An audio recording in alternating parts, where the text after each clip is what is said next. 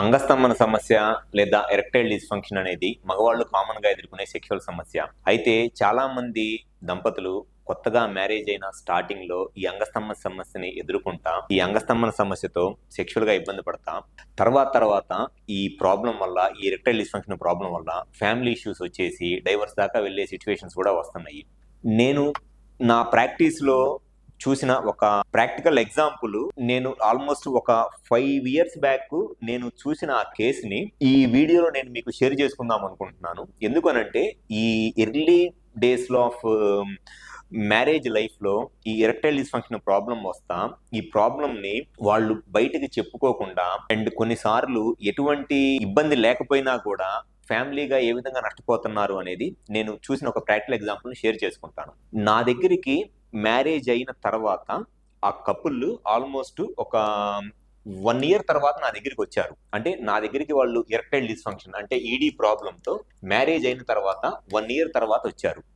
And ఆ couple తో పాటు, ఆ వైఫ్ అండ్ హస్బెండ్ తో పాటు మేల్ సైడ్ అంటే అతను మేల్ పార్ట్నర్ వాళ్ళ పేరెంట్స్ వచ్చారు అండ్ ఫిమేల్ పార్ట్నర్ ఇద్దరు, ఆ భార్య భర్తలు ఇద్దరి యొక్క పేరెంట్స్ కూడా వచ్చారనమాట.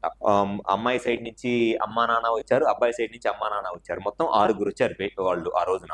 ఏది వీళ్ళిద్దరికి మేము మ్యారేజ్ చేసామండి, మ్యారేజ్ అయ్యి 1 year అయింది, ఈ 1 year నుంచి కూడా వీళ్ళకి సెక్స్ జరగలేదంట అనేది. సో అక్కడ వాళ్ళు వచ్చినప్పుడు చెప్పిన ఫస్ట్ కంప్లైంట్ ఏంటి అని అంటే, మ్యారేజ్ అయ్యి 1 year అయింది, ఈ 1 year లో కూడా సెక్షువల్ గా అతను కలవలేకపోయాడు, సో అతనికి అంగస్తంభన సమస్య ఉంది, సో ఎరెక్టైల్ డిస్ఫంక్షన్ ప్రాబ్లం ఉంది, దీన్ని వాళ్ళు దాచిపెట్టి పెళ్లి చేశారు, సో మా అమ్మాయి నష్టపోయింది అని చెప్పిన ఇన్సిడెంట్ అనమాట ఇది.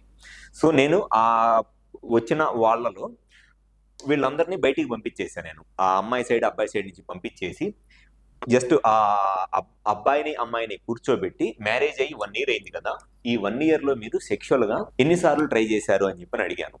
వాళ్ళు నాకు చెప్పింది ఏంటి అని అంటే, 1 year మొత్తం మీద సెక్షువల్ గా ఒక 4-5 times ట్రై చేశాము అని చెప్పారు. మ్యారేజ్ అయిన స్టార్టింగ్ 1 year లో 4-5 times సెక్షువల్ గా ట్రై చేశారు అని అంటే వాళ్ళు అసలు ఆల్మోస్ట్ ట్రై చేసింది ఏమీ లేదు. నేను మళ్ళీ అడిగాను, మీరు మరి 4-5 times ట్రై చేశారు కదా, పెద్దగా ట్రై చేసింది కూడా ఏం లేదు కదా సెక్షువల్ గా, ఎందుకు 1 year లో 4-5 times ట్రై చేశారు అని అడిగాను. అడిగితే వాళ్ళు చెప్పిన ఆన్సర్ ఏంటి అని అంటే, అమ్మాయి ఏజ్ చిన్నది అండ్ అమ్మాయి కొంత భయపడుతుంది అండ్ దాంతో పాటు చదువుకుంటుంది, అందుకని చెప్పేసి తను ఇప్పుడే సెక్షువల్ గా వద్దు అని చెప్పింది కాబట్టి ఆ అమ్మాయి మాటకి నేను వాల్యూ ఇచ్చి సెక్షువల్ గా నేను కలవలేదు అని ఆ అబ్బాయి చెప్పాడు. ఆ అమ్మాయిని అడిగితే ఆ అమ్మాయి కూడా అదే మాట చెప్పింది, నేనే చెప్పాను అని. సో ఫస్ట్ 6-7 months వాళ్ళు సెక్షువల్ గా ఒక్కసారి కూడా ట్రై చేసింది అయితే ఏమీ లేదు. ఫస్ట్ 6-7 months అయిపోయిన తర్వాత 8th month లోనో 9th month లోనో ట్రై చేయడం స్టార్ట్ చేశారు. అప్పుడు ఈ 4-5 times ట్రై చేసి అబ్బాయి ఎరెక్టైల్ డిస్ఫంక్షన్ ప్రాబ్లం ఉందని నా దగ్గరికి వచ్చారు. సో అక్కడ ఏమవుతుందంటే, ఓవరాల్ గా మ్యారేజ్ అయ్యి 1 year అయింది, ఈ 1 year లో ఒక్కసారి కూడా సెక్స్ చేయలేదు అనేది బయటికి ప్రొజెక్ట్ అయింది. నేను అబ్బాయి వాళ్ళ పేరెంట్స్ ని అమ్మాయి వాళ్ళ పేరెంట్స్ ని పిలిచి చెప్పాను, ఇట్లా ఇది మ్యారేజ్ అయ్యి మీరు 1 year అయింది, 1 year లో సెక్షువల్ గా కలవలేదు అంటున్నారు కదా, అసలు ఈ 1 year లో వాళ్ళు ట్రై చేసిందే 4-5 times, అది కూడా ఫస్ట్ 6-7 months ఒక్కసారి కూడా ట్రై చేయలేదు.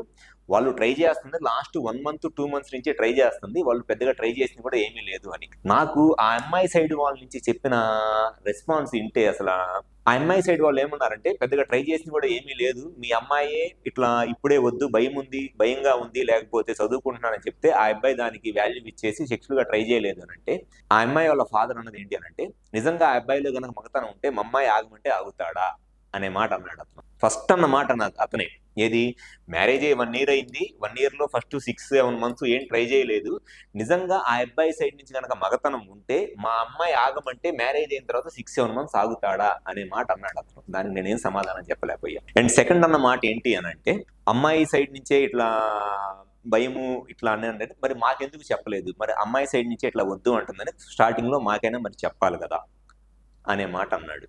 సో మ్యారేజ్ అయిన తర్వాత సెక్షువల్ గా ఎప్పుడు కలవాలి ఏంటి అనేది ఆ కపుల్కి ఉండే ఒక వాళ్ళ ప్రైవసీ, అది వాళ్ళు దాని గురించి ఏమైనా డెసిషన్ తీసుకోవచ్చు. కానీ ఇక్కడ ఏమవుతుందంటే, వాళ్ళు అసలు ట్రై చేసింది ఏమీ లేదు, కానీ బయటకి ఎట్లా ప్రొజెక్ట్ అయిందంటే అతను 1 year నుంచి సెక్షువల్ గా ఏం చేయలేదు అనేది. అండ్ సెకండ్ మాట వాళ్ళు అన్నది ఏంటి అని అంటే, అబ్బాయి సైడ్ నుంచి నిజంగా ప్రాబ్లం ఉంటే 6-7 months అమ్మాయి ఆగమంటే ఆగుతాడా అనే మాట. అండ్ వాళ్ళన్న ఇంకో మాట ఏంటి అని అంటే, స్టార్టింగ్ లోనే ఏం చేయలేనివాడు ఇంకా రేపు అసలు ఇంకో 2 years తర్వాత ఏం చేస్తారు అని అంటున్నారు. ఫస్ట్ అన్న మాట ఏమో, అబ్బాయి సైడ్ నుంచి కనుక ఏమీ ప్రాబ్లం లేకపోతే, అబ్బాయి సైడ్ నుంచి సెక్షువల్గా ఏమీ ప్రాబ్లం లేకపోతే అమ్మాయి ఆగమంటే 6-7 మంత్స్ ఆగుతాడా?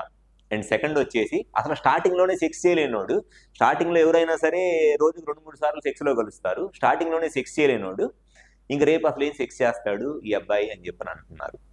నేను అతను యాక్చువల్గా నేను చెక్ చేసినప్పుడు అతనికి సెక్షువల్గా ఎరెక్టైల్ డిస్ఫంక్షన్ ప్రాబ్లం ఏమీ లేదు. ఫిజికల్గా నేను చెక్ చేసినప్పుడు ఎరెక్షన్ అంతా నార్మల్గానే ఉంది. కానీ ఆ అమ్మాయి వాళ్ళ సైడ్ నుంచి ఏంటి అని అంటే అతని మీద ఒక ఇంప్రెషన్ అనేది పడిపోయింది, అతను సెక్షువల్గా పనికిరాడు అని.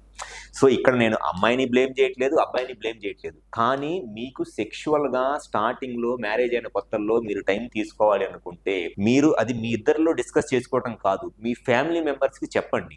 అక్కడ వీళ్ళు చేసిన మిస్టేక్ ఏంటి అని అంటే వాళ్ళు స్టార్టింగ్లోనే ఇది వాళ్ళ ఫ్యామిలీ మెంబర్స్ కనుక చెప్పినట్లయితే, సింపుల్గా ఆ అమ్మాయి వాళ్ళ పేరెంట్స్కి చెప్పినట్లయితే మీ అమ్మాయి ఇట్లా అంటుందండి అని చెప్పినట్లయితే ఎయిదర్ ఆ అమ్మాయి వాళ్ళ పేరెంట్స్ ఆ అమ్మాయిని కన్విన్స్ చేసేవాళ్ళు, లేదంటే వాళ్ళు అర్థం చేసుకునేవాళ్ళు. కానీ ఇక్కడ ఏమవుతుందంటే ఆల్మోస్ట్ వాళ్ళు 1 year నుంచి అబ్బాయి సెక్షువల్గా ఏం చేయలేదు, అబ్బాయికి మగతనం లేదు.